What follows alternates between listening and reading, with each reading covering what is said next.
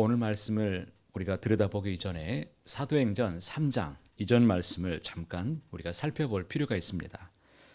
사도행전 3장에 보면 나면서부터 일어나 걷지 못하는 사람이 성전 미문에서 구걸하고 있는 이런 장면이 나타나고 있습니다.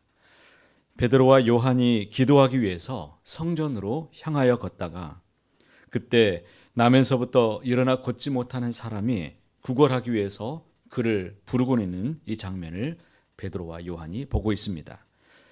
베드로와 요한은 늘 그 자리에서 그를 똑같이 보았지만 그때는 이상한 일이었습니다. 베드로가 그를 향해서 이렇게 말하지요. 은과 금은 내게 없거니와 내게 있는 이것을 내게 주노니 나사렛 예수 그리스도의 이름으로 일어나 걸으라.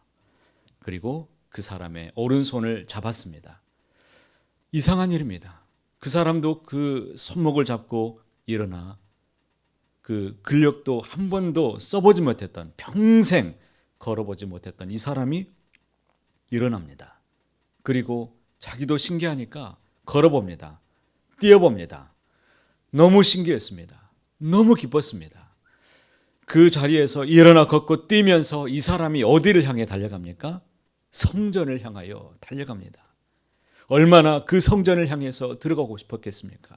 그는 부정한 사람이었습니다. 하나님을 그토록 만나고 싶었고 그 하나님께 경배하기 위해서 그도 역시 성전을 향해 달려가서 하나님께 경배를 드립니다. 이런 기적을 베푸신 하나님, 그가 얼마나 목 놓아 하나님을 찬양했겠습니까? 이 광경을 지켜보던 사람들이 놀라고 또 놀랐다라고 얘기하죠. 이 헬라어 단어를 좀 찾아보았습니다. 놀랐다라는 이 말이 엑스타세우스라는 이 헬라어 단어를 쓰고 있는데 이것은 당시의 사람들에게는 엄청난 충격이었다는 거예요. 그 사람들은 충격받았습니다. 어리둥절하며 놀라다라는 뜻을 바로 엑스타세우스라는 단어를 쓰고 있습니다. 사람들은 그가 누구인지를 잘 알고 있었습니다. 그는 평생 일어나 걷지 못하였던 사람이었고 항상 성전의 미문에 그가 어떻게 갈 수 있었느냐? 사람들이 그를 메어다가 그 자리에 두었습니다. 구걸이라도 해서 연명해서 살라고 그를 그 자리에 그냥 두었던 거예요. 그리고 군중들 앞에서 놀라운 일이 또 일어납니다.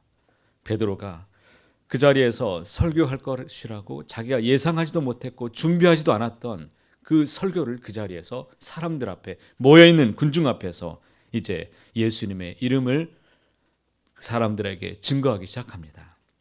그날에 믿는 자가 5천 명이 되었다라고 말하죠. 대제사장과 지도자들이 이 소문을 들었습니다. 그리고 그 사도들을 붙잡아서 소환했습니다. 4장 7절에 보니까 이렇게 말하죠. 사도들을 가운데 세우고 묻되 너희가 무슨 권세와 누구의 이름으로 이 일을 행하였느냐. 베드로는 그 자리에서 예수가 그리스도임을 그냥 증언합니다. 그는 2달 전쯤에 어떤 사람이었습니까? 바로 그 자리에서 숨어있던 사람이었습니다. 그 장소는 대제사장 가야바의 집이었어요. 제가 성지 순례에서 그 가야바의 집에 예수님이 신문 받았던 그 집을 우리가 방문했습니다. 그 바로 곁에 이 여종이 이 숯불을 쬐고 있는 그 장소가 바로 옆에 있습니다. 그 사람들이 모여있는 그 장소에서 2달 전쯤에 예수님께 신문당하고 있을 때 그 대제사장의 집에 여종 앞에서 예수를 모른다고 부인했던 그 장소였습니다. 그는 그곳에서 부인했던 사람이었습니다. 그러나 지금 그는 대제사장 앞에서 예수를 증거하고 있습니다. 그가 예수 그리스도, 그가 그리스도이십니다. 그가 메시아입니다. 여러분 어떻게 된 일입니까? 어떻게 사람이 이렇게 바뀔 수 있습니까? 전에 그는 죽음을 두려워하며 예수님을 부인했던 사람이었습니다. 온전한 정치인이라면 자기 목숨을 생각하는 것이 정상이 아니겠습니까? 그러나 지금 그는 두려움을 상실했습니다. 그를 죽일 수 있는 그 권력자들 앞에서 그가 지금 그들이 죽인 예수를 하나님의 아들이라고 지금 증언하고 있는 것이죠. 이전의 베드로의 모습과는 지금 완전히 달라진 모습을 우리는 만나고 있습니다. 제정신이 아닌 것 같습니다. 성전 앞에서 장애인을 고친 사건도 이것도 깊이 돌아보면 제정신으로 한 일이 아닌 것 같습니다. 베드로는 이전에도 성전에 갈 때마다 구걸하면서 사람들에게 연명하고 살았던 그 사람을 늘 보았습니다. 늘 그냥 스쳐서 지나갔어요. 그에게 해줄 수 있는 것은 아무것도 없었습니다. 이미 성전에 들어가는 모든 이들이 알고 있었던 사람이었습니다. 그러나 그때는 그를 고친 생각을 하지 못했지만 이상한 일이 벌어진 겁니다. 그날따라 베드로에게 이상한 마음이 생겼습니다.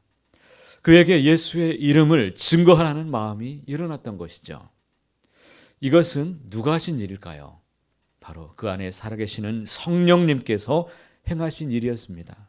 성령이 명하고 그는 그 하나님의 말씀에 순종했습니다. 그리고 놀라운 치유의 역사가 그 자리에서 일어나게 되었습니다. 권력자들 앞에서도 그는 담대하게 주님을 증언합니다. 왜요?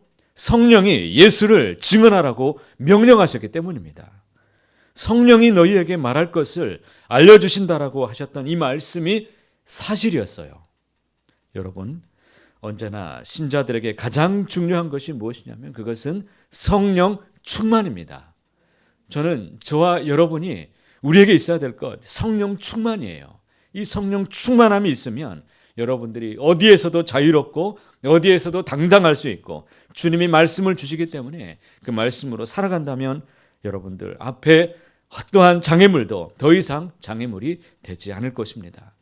이 시간 가지고 나온 기도의 제목도 아니 이 시간 나오라고 명하신 분도 여러분에게 감동을 주신 분 그분이 저는 성령 하나님이라고 저는 분명히 믿습니다. 우리의 목적과 결과도 증인의 사명을 이루는 것 이것이 바로 우리 성령님이 우리에게 주시는 강권적으로 역사하시는 그 뜻이라는 것을 여러분들이 보게 되시기를 원합니다. 여기서 우리의 모습을 잠시만 돌아보았으면 좋겠습니다. 우리는 성령을 모시고 살아갑니다. 저와 여러분은 주님 안에서 다시 새롭게 된 거듭난 사람들입니다. 우리는 성령님을 모십니다. 성령을 그러나 간과하며 내 힘과 노력으로 그러나 때때로 일하려고 노력하지는 않으십니까? 때때로 성령의 도우심을 얻어서 더 잘되고 형통함을 구하는 나의 의와 나의 영광만을 혹시 찾고 있지는 않으십니까? 하나님이 내게 기도하게 하시거나 순종하라고 하시는 그런 감동이 내 안에 무엇인지를 한번 돌아보십시오. 나에게 그 성령님이 무엇을 원하시는가? 여러분 반드시 이것을 기억하시기 바랍니다. 자기를 부인하고 십자가의 주님께 온 마음을 내가 진정 드리고자 할 때 그리고 드리는 그 사람 그리고 우리의 연약함을 성령님께 진정 맡길 때 진정 성령 충만함과 능력을 비로소 우리가 경험할 수 있다는 사실을 꼭 믿으시기를 바랍니다. 믿음은 자기 확신이 아닙니다. 주님의 이름으로 오시는 그 성령님을 간절히 우리가 구하고 실제적으로 받은 말씀과 그 뜻에 내가 진정 나를 맡길 수 있고 내가 순종할 수 있는 것 그것이 바로 믿음이지요. 오늘 우리 세상을 한번 생각해 보십시오. 너무나 부패하고 또 육신에 찌들어 있는 마음과 우리의 그런 삶이 아니라 성령님께서 주시는 생각과 말 그리고 내게 행하라고 하시는 그 행동으로 그 행함으로 하늘 아버지의 뜻을 우리가 이루며 살아가기를 간절히 소원합니다. 나에게 어떤 감동을 주시는가? 분명히 내 안에 살아계시는 성령님이 매일 나에게 요구하시고 감동을 주시는 그런 부분들이 분명히 있을 것입니다. 귀 기울여서 하나님의 도우심을 간절히 구하시고 성령 하나님께서 내게 요구하시는 말씀에 좀 더 귀 기울여서 들으면서 순종하며 나아갈 때 내가 좀 더 아멘할 때 우리에게도 일어나 걷게 하시고 또 일어나 걷고 뛰며 찬미할 수 있는 그 힘과 능력을 우리에게 겸비해 주실 줄 믿습니다. 바라기는 이 한날도 우리 성령님과 함께 동행하시기 바랍니다. 그분을 구하시고 온전히 하나님을 더욱 의지하며 믿음으로 찬미하며 나아가시는 저와 여러분이 다 되시기를 간절히 소원합니다.